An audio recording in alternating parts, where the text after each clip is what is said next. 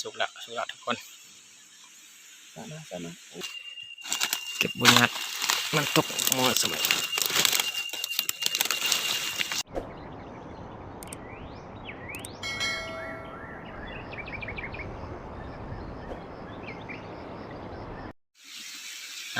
กราบทักทายสบายดีหมดทุกคนสบายดีพ่อแม่พี่น้องนะคือเก่ามื้อนี้พาทุกคนเข้าป่าหาเลาะแนวกินนี่แหละมื้อนี้มานำกัน3 คนมานำอ้ายนะ3 คนนี่มาฮอดแล้วเขาก็จีกะเกียมแต่งอยู่ครัวกินก่อนเมื่อกี้เขามาตามทางยิงเดนก3 ตัวแล้วเขาจีเห็ดลามกินก่อนเดี๋ยวถึงเมื่อซอกหมากเต็มเขาก็มาฮอดปลาแล้วเด้อพี่น้องกำลังจีแต่งอยู่ครัวกินเดี๋ยวนี้ประมาณ12 โมงเขาจีแต่งกินก่อนแล้วจึงพากันไปโลหมากยิงนกเฮายิงตามทางมาได้3 ตัวเอาจีลามใส่บัง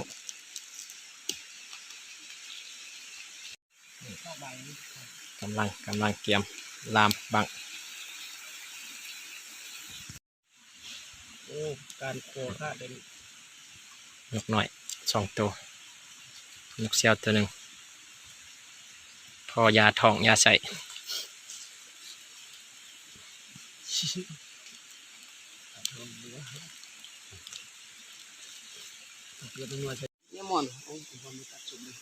เฮ้ยตัวแห้งเดี๋ยวมันตามพวกมันละ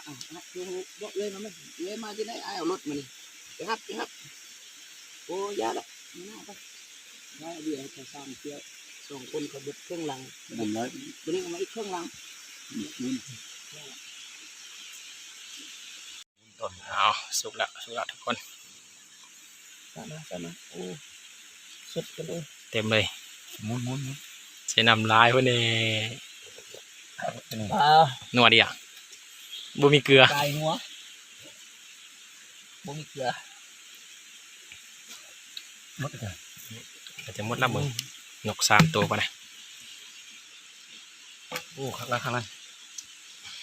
มดละไม่ใช่มือจับไปเลยมีแต่พักนกบ่เห็นเถอะไม่เข้าพักหักครับ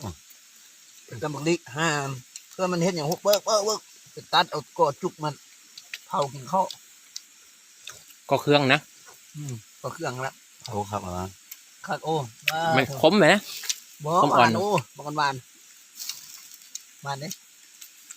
บานคนบานเนี่ยบุกินไอ้มอนอยู่ทั้งอันบานปานเนี่ยของแก้วก็ยังถึงเอาหนึ่งเฮียนไปตัดมาปักตำมีคนกิน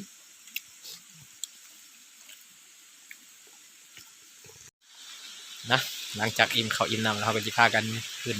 เบิ่งต้นหมากกันอาจจะเป็นสันเด้อไปติดตามเบิ่งกันว่าจิมีหมากให้ยิงบ่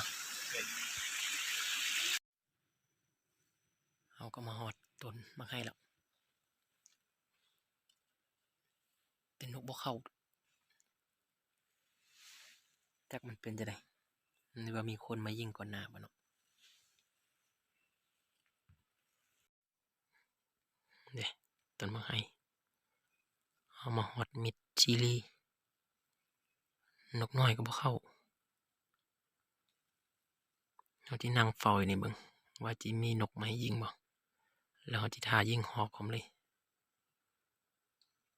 อายเขามันแบ่งกันไปเฝ้าหอกกินปีอยู่ลุมมันนะเราเฝ้าต้นไห้นี่เบิ่งว่าจิมีแต้มบ่เนาะ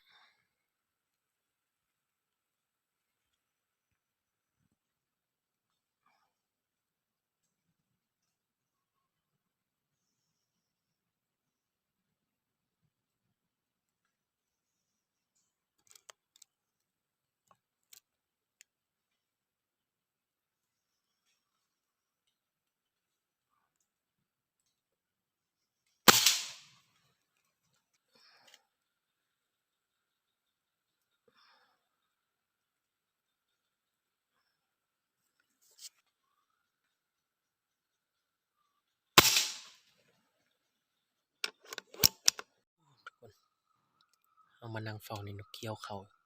ประมาณ10 ปลายตัวแต่บ่ได้ยิงมันบังหมดมันใบไม้บังต้นไม้บังส่องจังได้ก็บ่เห็นมีแต่นิ่งไปนิ่งมาอยู่ก็ส่องบ่เห็นแต่บ่ได้ยิงซ้ำยิงบาทหนึ่งบ่ถึกเดี๋ยวที่นั่งเฝ้าหอกต่อหอกที่เข้าอันหอกบ่เข้าก็สิลุ้นแต่อายเขาบ่ได้เนาะว่าจิมานบ่มื้อนี้เมื่อกี้อายเขายิงไปฮะเบิ่งว่าสิมีแต้มบ่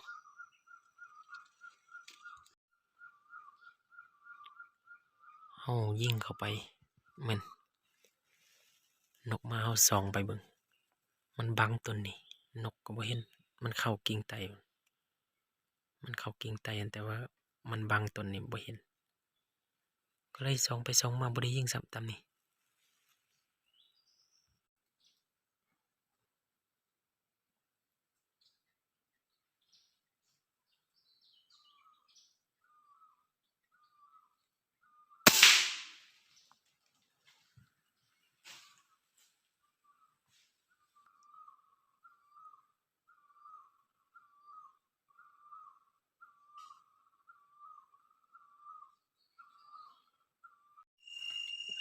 ถือว่าคำละ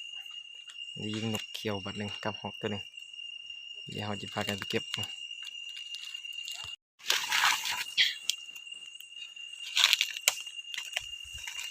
หอกเขายิงอยู่เทิงนี่ตกลุมมันที่เห็นป่ะเขายิงคำเพราะเขาไม่ได้ใช้สโคปเนาะ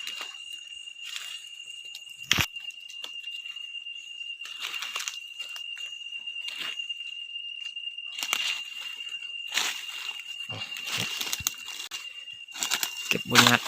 มันตกมอสมัยฮะ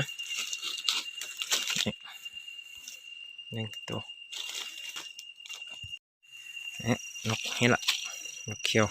ตัวหนึ่งคือว่าจิบอะไรมันเนาะหอกตัวหนึ่งเอาไปเอาจีลงไปหาไอ้เขาว่าจีเดี๋ยวจะโตรวมกันเบิ่ง